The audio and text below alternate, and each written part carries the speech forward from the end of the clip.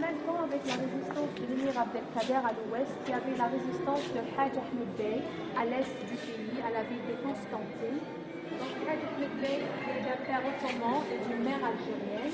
Il mena plusieurs batailles, notamment la bataille qui a vu le chef de l'expédition française à Constantine, le général Damrivol, en 1843. Donc les résistances de l'émir Abdelkader et celles de Hajj Ahmed Bey, c'était parmi les résistances majeures que la France a mis du temps pour mettre fin à ces résistances.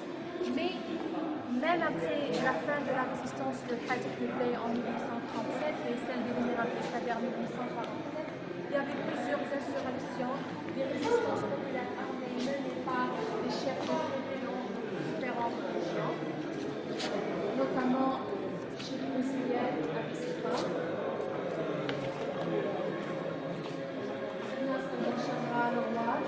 tout ça c'est des armes utilisées par les cavaliers de la résistance populaire armée.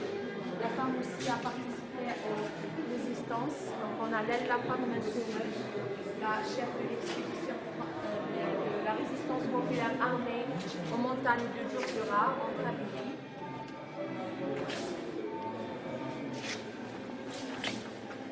Là, c'est des armes utilisées par les cavaliers de la résistance populaire. Là, on voit le Moukhlani en train de continuer le drapeau français avec son cheval. Je pense que le drapeau qui représente sa tribu.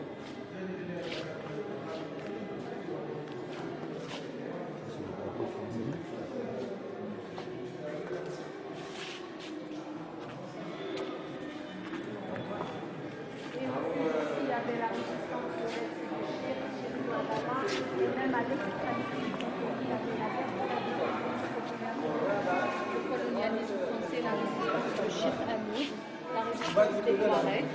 Donc c'était la dernière résistance. Et après sa résistance, donc la France a annoncé l'Algérie au sens de colonie française du nord aussi et de l'est à l'ouest.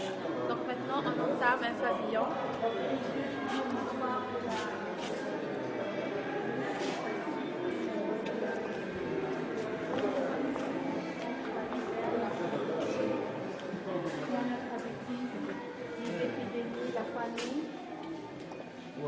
L'ignorance du peuple algérien, donc les enfants n'avaient pas le droit d'aller à l'école parce que les écoles et les mosquées ont été transformées en baraques militaires et en églises. Il y avait aussi la confiscation des terres fertiles et l'utilisation des Algériens comme des esclaves qui travaillaient pour les colons que la France ramenait de toutes parts de l'Europe et l'exportation vers l'Europe, notamment le vin, les céréales et l'huile. On a aussi la conscription obligatoire des jeunes Algériens dans l'armée française durant la Première et Deuxième Guerre mondiale. Donc on voit qu'ils étaient mis au premier rang comme un bouclier humain. Et là commence une nouvelle étape de résistance, c'est le mouvement politique et le mouvement national algérien. On a l'Amir Khalid, le petit-fils de l'émir Abdelkader. C'était le président d'honneur du premier parti politique algérien, l'Étoile nord-africaine. Là, c'est les trois courants politiques. Le courant des indépendantistes, ceux qui demandaient l'indépendance de l'Algérie et l'évacuation des Français. Les réformistes, ceux qui demandaient des réformes concernant la religion et la langue. Et les intégраtionnistes, ceux qui demandaient l'intégration avec les Français et avoir les droits comme les Français en Algérie. Et là, on a aussi le mouvement des scouts musulmans algériens. Donc là, ils ont commencé à essayer d'enraciner les valeurs religieuses et morales dans la société algérienne. Donc ils ont commencé à enseigner les enfants l'arabe, l'islam, le nationalisme, fondé par le martyr Mohamed Bouaras. Il y avait aussi l'association des savants musulmans algériens, fondée par le savant Abdelhamid El Chouberis. Donc là, c'est les jours de l'association en arabe, de la Sa'er Chireb. On voit aussi l'évolution du drapeau algérien depuis la présence ottomane du XVIe siècle jusqu'au drapeau de l'émir Abdelkader et le drapeau de Hajj Ahmed Bey. Alors, pour le drapeau de nos jours, on a le vert qui signifie la terre fertile, le croissant, l'islam, le rouge, le sang des martyrs, les 5 piliers de l'islam et les 5 prières du jour, et le blanc, la paix et la liberté.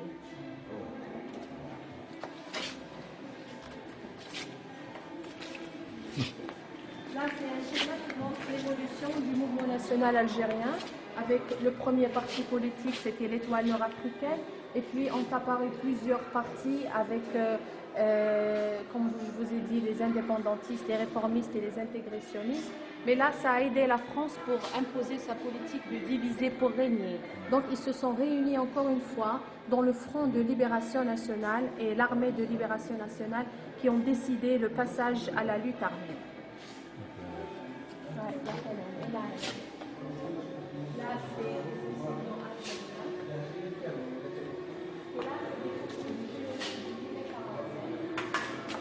après les post-promesses de la France, si les jeunes Algériens ont participé à la Deuxième Guerre mondiale et si la France remporte cette guerre contre la dictature au nom de la démocratie et des droits de l'homme, elle donnera aux Algériens le droit à l'autodétermination. Mais le jour de la fin de la guerre, il y avait un défilé des forces françaises en Algérie, le 8 mai 1945. Les Algériens ont cru qu'ils avaient le droit d'y participer, parce qu'ils ont déjà participé à la guerre. Mais le drame, c'était un génocide durant lequel plus de 45 000 martyrs algériens ont été massacrés. Là, c'est une toile qui représente les manifestations pacifiques transformées en un génocide par la réaction brutale des forces coloniales françaises. Ça s'est passé en Algérie, précisément State Galma Kharata, à l'est du pays. Transportation des cadavres. Les premières victimes du génocide, c'était tous des membres du scout musulman algérien. Et donc là, après ce génocide, la préparation de la guerre de libération a commencé, notamment avec la réunion historique du groupe des 22, qui se sont réunis le 24 juin 1954 pour préparer la guerre de libération. Donc on voit les 4 points de la réunion, c'était de dépasser l'immobilisme dans lequel s'était enfermé le mouvement national, préparer le passage de la lutte armée, fixer les objectifs de la révolution dans les différents domaines et désigner un groupe de 5 militants pour préparer le déclenchement de la guerre. Donc parmi ces militants, on peut voir Mohamed Boudiaf, le 5e président de la République algérienne, Abdelhafid Boussouf, le génie des transmissions algériennes,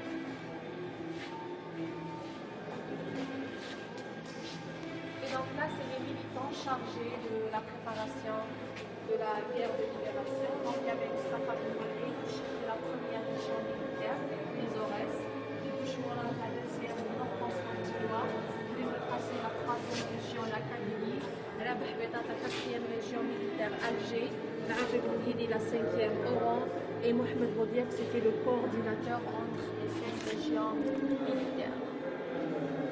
Donc on voit aussi la délégation extérieure qui représente les nationaux étrangers. Donc c'était au Caire, en Égypte, Ahmed Ben Bella, le premier président algérien de l'indépendance, Ahmed Haïdar et Hussein El Hamid.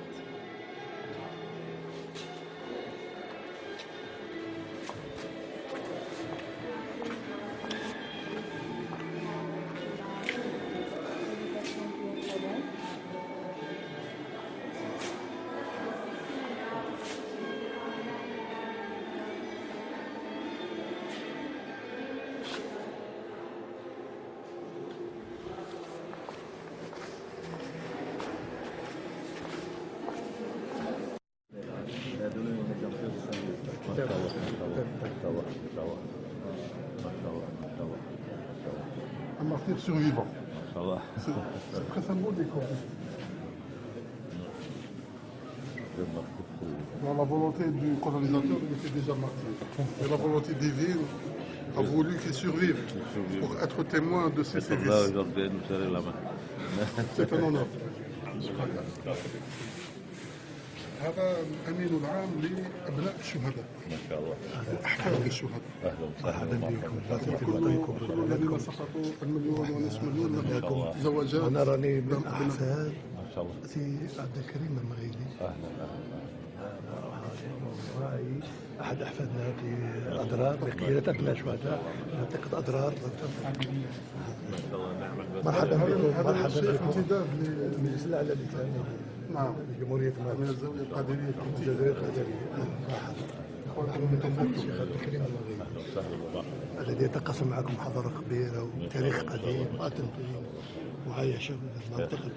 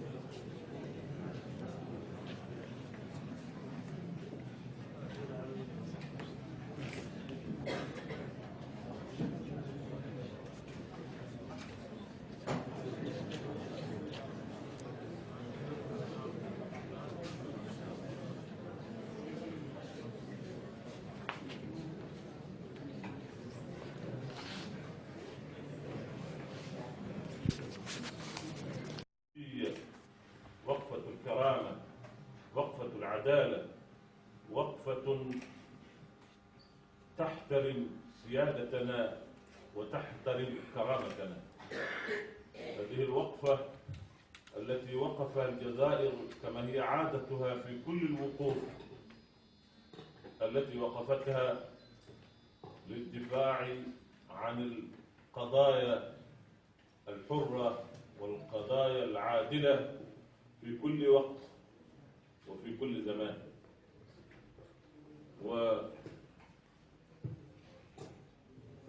وأنا أستطيع أن أعبر بهذه الشهادة لأنني ممن تابع وشارك وشاهد ما قامت به الجزائر اتجاه مالي من المساندة ومن الكرم ومن العطاء ومن الوفاء لتحقيق الأمن والسلام والمصالحة بين بين أبناء الوطن. وطبعا جئت هنا ملبيا دعوة من معالي الوزير لزيارة هذا البلد الطيب وللالتقاء الالتقاء بالعلماء والالتقاء بالمسؤولين وتبادل الرؤى. وفي أثناء التبادل أدركنا ولمحنا أشياء كثيرة ممكن ننقلها إن شاء الله بإذن الله معنا إلى البلد حتى يساعد في تحقيق ما استطعنا أن نحققه مع إخواننا الجزائريين الذين وقفوا كما قلت سابقا معنا. ومما لمسنا هذه المبادرة الخيرية، المبادرة الكريمة الرشيدة التي صدرت من رئيس الدولة الرئيس عبد العزيز بوتفليقة، مبادرة المصالحة الوطنية التي أصبحت الآن مشروع لإصلاح المجتمع. وحقيقة يعني هي مبادرة تصلح للجزائر وتصلح لغير الجزائر، وهي مدرسة.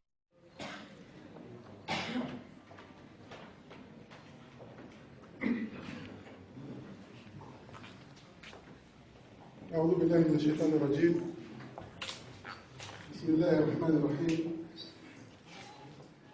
إن الحمد لله نحمده ونستعينه ونستغفره ونستهديه ونعوذ بالله من شرور أنفسنا ومن سيئات أعمالنا. من يهد الله فهو المهتد ومن يضلل فلا هادي له. وأشهد أن لا إله إلا الله وحده لا شريك له، وأشهد أن محمدًا عبده ورسوله. أما بعد، سيدي الفاضل الكريم ضيف الجزائر السيد رئيس المجلس الأعلى للشؤون الإسلامية بدولة مالي الشقيقة، والوفد العالي المستوى الذي شرفنا بمرافقتكم إلى وطنكم الثاني الجزائر. الفاضل السيد رئيس الجمعية الوطنية لكبار معطوبي حرب التحرير المجيدة، ومن خلالكم مكتبكم الوطني وكل المنتسبين لهذه الجمعية المباركة. الفاضل السيد رئيس المنظمة الوطنية لأبناء الشهداء وأحفاد الشهداء، ومن خلالكم إلى هؤلاء الورثة الكرام الذين ما زالوا يحملون لواء الجهاد والذود عن الوطن. فاضل الكريم الأستاذ المجاهد ابن أئمة والأفاضل والصالحين الأستاذ محمد لمين الشيشي الذي كرمنا بمشاركة هذا الحفل البهيج والإدلاء بشهادته. الفاضل السيد المجاهد مسعود الجديد المحكوم عليه بالإعدام في ثورة التحرير المجيدة الذي قضى قضاء الاستعمار المهنية حياته، ولكن قدر الله شاء أن يبقى شاهدا على بطش الاستعمار وأن ينقل الشهادة الكريمة إلى أبنائه اليوم في هذا المنبر وفي غيره. الفاضل الكريم السفير السابق المجاهد محمد الباح أطال الله عمره، فاضل الدكتور مولود عويمة، ومن خلالكم الجامعة الجزائرية وجمعية العلماء المسلمين الجزائريين.